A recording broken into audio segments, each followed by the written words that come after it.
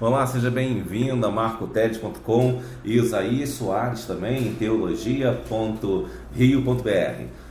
Estamos aqui hoje para conversar sobre um assunto muito grave que está acontecendo na nossa América Latina e que o Brasil fugiu desse problema muito por escanteio, porque o governo anterior que estava aí envolvido com o Partido dos Trabalhadores, que na verdade é um partido comunista também, iria nos levar a ser um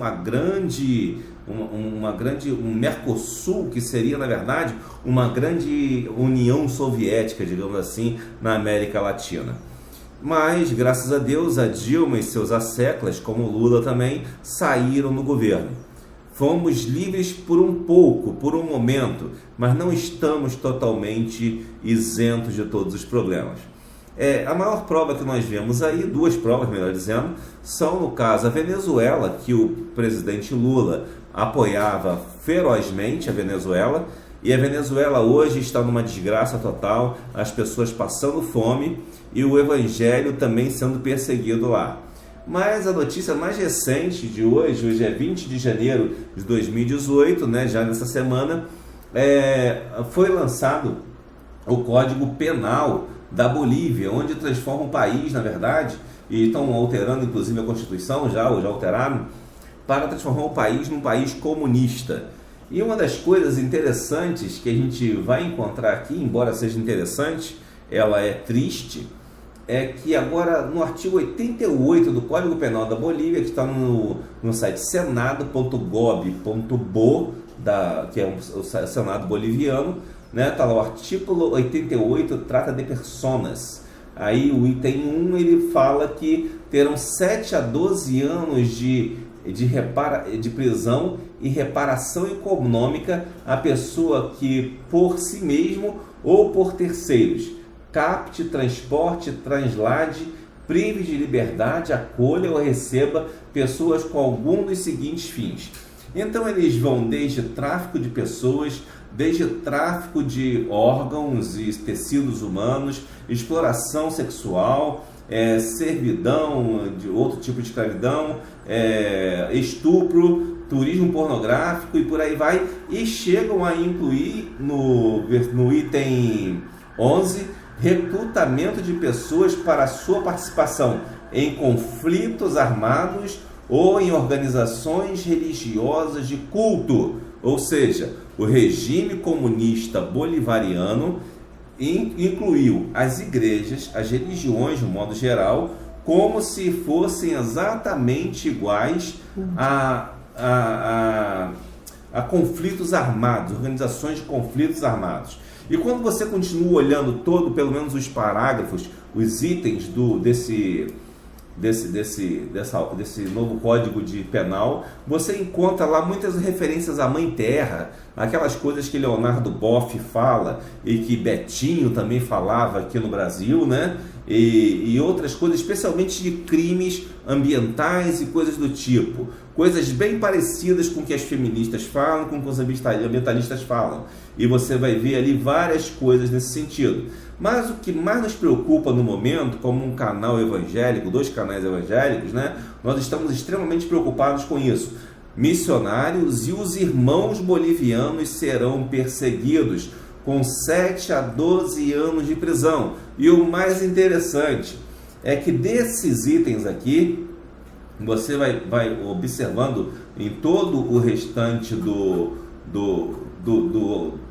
desse documento, você vai ver que os outros itens são discriminados.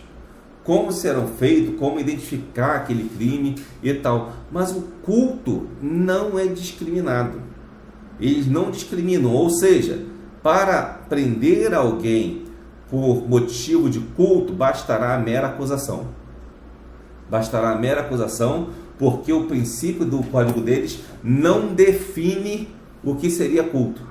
Não dá uma definição. Não dando definição, fica a critério, a puro preconceito de quem está prendendo, a puro preconceito de quem está acusando de atacar os cristãos. Então eu vou perguntar aqui ao pastor Isaías, né? Nós já vimos, eu coloquei aqui um ambiente geral, está aqui comigo também Elizabeth Camacho, né? Educadora religiosa. Vamos conversar um pouco sobre essa situação do mundo. Como estamos nós hoje? Como estamos nós hoje nessa situação onde vimos que o Brasil meio que foge disso, desse império bolivariano que estavam querendo tratar aqui. Cuba já meio que saiu fora também, né? Por outro lado, querem implantar a Bolívia e já a Venezuela. Então nós vemos que o projeto bolivariano ele continua correndo. Mas o que isso tem a ver com especialmente a igreja? Vamos começar pela Beth. Elizabeth, por favor, me diga o que você imagina, o que você vislumbra disso aí, de perigos para a Igreja de Cristo, não só lá na Bolívia, como em toda a América Latina, porque isso está se espalhando, né? Já são 2 países, né, entrando por esse caminho, e são nossos vizinhos, né? O que você encara como problema para a igreja, de modo geral, na América Latina, e para nós brasileiros, que também já estamos recebendo vários indivíduos desses locais vindos com essas ideologias para cá, inclusive para fazer proselitismo político, né? Eu penso que isso é uma orquestração demoníaca para impedir que o Evangelho seja propagado, para impedir que vidas aprisionadas pelo pecado, pelo inimigo, sejam alcançadas, libertadas e que venham aceitar Jesus como Salvador. Isso é um perigo muito grande, nós não temos isso aqui, mas isso pode chegar até nós também. Ninguém está imune a essa perseguição. É, sem dúvida, uma perseguição ao Evangelho, numa tentativa de destruir o plano de salvação. E eu penso o seguinte, nós temos que orar, nós temos que agir, não podemos só ficar sentados ouvindo, não, nós temos também que se movimentar, nós temos que proclamar mais o Evangelho enquanto nós podemos, nós devemos não aceitar isso com conformismo, mas precisamos de trabalhar, irmãos, precisamos de anunciar a palavra de Deus. Nós não podemos ficar parados, porque dias piores virão. Pastor Isaías, o senhor também prega o Evangelho no seu canal aí, trazendo palavras, especialmente nos últimos tempos aí, sobre o Apocalipse, né? Sim. Isso aí faz a gente a pensar que realmente estamos numa situação meio que de fim de mundo, né? Meio de fim de mundo, porque o demônio está como um leão bramando ao redor e ele quer tragar a igreja. E como o senhor vê isso para a nossa realidade hoje? O que podemos fazer para ajudar esses irmãos e como fazer isso, né? Qual seria a nossa possibilidade, tanto espiritual quanto em termos de ação política propriamente dita? Marco e Elizabeth, o que está acontecendo na Bolívia é uma surpresa para todos, porque politicamente a Bolívia está na contramão da história. Veja que os grandes países comunistas hoje são a China e a Coreia do Norte. A Coreia do Norte está declarando guerra para os Estados Unidos, porque está fazendo a bomba atômica, para entrar no círculo pequeno dos 8 países que possuem a bomba, ela seria o 9º país, mas essa semana ela abriu as portas para a Coreia do Sul, que vão fazer uma Olimpíada lá de inverno, onde eles vão entrar juntos. Ele já está abrindo, porque ele viu que o crescimento da Coreia do Sul é muito maior do que a Coreia do Norte, que está fechada com o comunismo. E a China, ela se abriu para o Ocidente também, tanto que a China é tida como o próximo império do mundo, né? É o próximo país que vai liderar o mundo, porque eles estão crescendo muito. Você veja que eles compram jogadores de futebol do mundo inteiro com preços fora do mercado, porque eles têm muito dinheiro para investir. Eles estão investindo nas empresas no Brasil. Então eles estão se abrindo também para o Ocidente. E a Bolívia, ela tem um presidente que é maluco. Um presidente que ele está aprovando essas várias leis porque ele quer eternizar, ele quer perpetuar a presença dele no poder. Porque ele não tá tirando só o poder das igrejas, não. Ele está tirando o poder dos partidos também. Se você for ver a lei, o que está sendo feito, todos os partidos serão exterminados, todas as empresas pertencerão ao governo. Então ele está fazendo uma coisa para que ele venha dominar. Eu tenho certeza que politicamente vai ter uma retaliação de todos os países que de alguma forma importam ou exportam coisas para a Bolívia. Agora, espiritualmente falando, essa situação é muito grave. Primeiro porque a Bolívia, antes dos evangélicos, ela foi evangelizada pelos católicos. Essa situação de proibição de organizações religiosas e de culto, porque são duas coisas, organizações religiosas e reuniões de culto. Igualada ainda com forças armadas, né? Não, com forças armadas, com todos os crimes hediondos. É como se você cometesse um crime hediondo. Exato. Então, o que eles estão fazendo com relação às igrejas, vai fechar a igreja católica, a igreja evangélica, todos os cultos de uma forma geral. Todos os credos, lógico que nós estamos preocupados com o credo que é o verdadeiro cristianismo, porque nós queremos que os bolivianos sejam alcançados pela mensagem do evangelho, e isso é muito preocupante. Então, o que eu penso que antes desses 18 meses, nós temos que orar para que a pressão econômica e política que a Bolívia vai sofrer a partir de agora, venha trazer um resultado de mudança nesta lei que já está aprovada para vigorar daqui a 18 meses, e que a igreja evangélica da Bolívia vença. Porque nós temos igrejas, nós somos batistas, nós temos igrejas batistas lá, e temos muitas igrejas evangélicas de outras denominações. Inclusive o primeiro pastor batista lá da Bolívia, a Beth sabe, que foi o Motinha, o pastor Mota, que faleceu, carinhosamente chamado de Motinha, que foi o primeiro pastor lá, batista, a implantar uma igreja lá, foi meu professor no Seminário do Sul, eu o conheci, e ele contava as histórias, as aventuras na Bolívia, que não foi fácil implantar o evangelho lá. E agora o inimigo quer tirar essa possibilidade do povo boliviano conhecer Jesus como Salvador. Eles já estão numa miséria lá, viu, Marco? Uma miséria, porque todo ditador leva o povo à miséria, o dinheiro só vai para ele.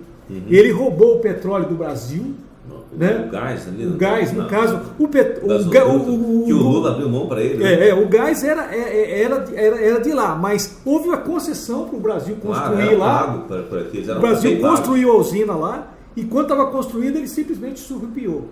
E graças a Deus, o Lula não está no poder, porque o Lula estava aliado a só gente que não presta. Era o presidente da Bolívia, o presidente da Venezuela, o Ahmadinejad lá do Iraque, lá do Líbano, não sei, o país oriental lá, onde ele é um ditador também. Então, que Cuba, porcaria de Cuba associação também é essa? Só com gente ruim, né? Só com gente que não presta?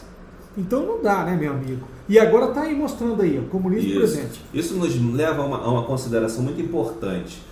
Aqui no Brasil tem um movimento aí de católicos que apoiam um filósofo chamado Olavo de Carvalho, que ele faz uma propaganda, faz um marketing para dizer que ele salvou o Brasil do comunismo. Mas qualquer analista mais decente sabe que o que evitou o comunismo no Brasil foi a ação do povo evangélico. Tanto é que o presidente Temer agora está tentando pedir apoio dos evangélicos para a tal da famigerada reforma da Previdência, porque ele sabe que os evangélicos movimentam a população, e a população sabe o que faz, ouve a voz de Deus. Mas, né? Marco, me dá uma palavra dentro disso aí. Eu acho que ele quer tirar exatamente os evangélicos de lá, porque são cabeças pensantes. Exato. E por isso que ele quer anular a igreja cristã lá, porque ele sabe que se ele deixar pessoas orando e pensando e tendo a sabedoria de Deus, vão intervir contra ele, né? Exato. E o que aconteceu aqui no Brasil? Os evangélicos, eles são reconhecidos tanto pela Europa quanto pelos Estados Unidos como o povo que fez a diferença no Brasil. só exatamente esse grupinho que quer tomar as honras, né? Que acha que não foram os evangélicos, foram eles. Mas isso é uma outra coisa. Mas agora, Beth, eu imagino nessa questão. Se nós, que fomos até tão tímidos, né? Nesse período, a gente ficou na dúvida, será que é isso ou será que não é? Porque brasileiro é um tanto quanto meio pacífico, né? Sim. Não quer muito problema. Mas se nós que fomos um tanto quanto tímidos nesse período, pelas orações das igrejas, né, conseguimos transformar essa situação a ponto que estamos numa crise terrível, provocada por esses comunistas, né, que tentaram dominar o nosso país, mas que fomos livres, qual a mensagem que podemos deixar para os irmãos da Bolívia? E em oração eles conseguem vencer? Olha, eu penso que a oração é a alavanca disso tudo aí, porque quando a gente levanta um clamor sincero, Deus atende nossos clamores de acordo com a vontade dele, é claro. Nós vemos um exemplo, foi o povo de Deus no Egito. A partir do momento que o povo começou a clamar, estava cansado de tanta opressão, de tanto sofrimento, e reconheceram que eles estavam em pecado, que eles tinham que buscar a Deus, e aí a partir daí levantaram aquele clamor. Deus ouviu e Deus mandou o libertador para o povo judeu naquela época, né? Então, nós hoje também somos o povo de Deus. Uhum. Nós conhecemos o Deus de Abraão, ele é o nosso Deus também. Então, nós precisamos de clamar ao Senhor, nós precisamos de levantar um clamor geral para que Deus possa ter misericórdia e atuar em favor daquele povo que já é tão oprimido, tão castigado, e também para nos fortalecer, para nos alertar sobre esse perigo. O mal ele não vem fazendo barulho não, ele vem devagar. Quando a gente menos espera, ele dá o bote, dá o golpe. Exato. Entendeu? Nós temos que estar atentos a esse rastro do mal sem barulho. Então, precisamos ter essa sensibilidade, precisamos clamar ao Senhor e, mais uma vez eu digo, nós precisamos nos movimentar, nós temos que pregar mais o Evangelho, porque dias piores virão, irmãos. Nós estamos nos princípios já de dores. Como o irmão falou ali, o irmão Marcos, Satanás, ele está atacando, porque ele sabe que o tempo dele está se esgotando. Então, ele está fazendo de tudo para destruir a igreja. Então, isso aí é um alerta. Isso é um grande alerta que não pode passar desapercebido e que nós devemos lutar para que isso aí não aconteça. Eu acredito que nós estamos num momento muito semelhante ao que aconteceu um pouco antes da Segunda Guerra Mundial, antes da Segunda Guerra Mundial estourar. Não digo que será uma mas será uma grande tribulação,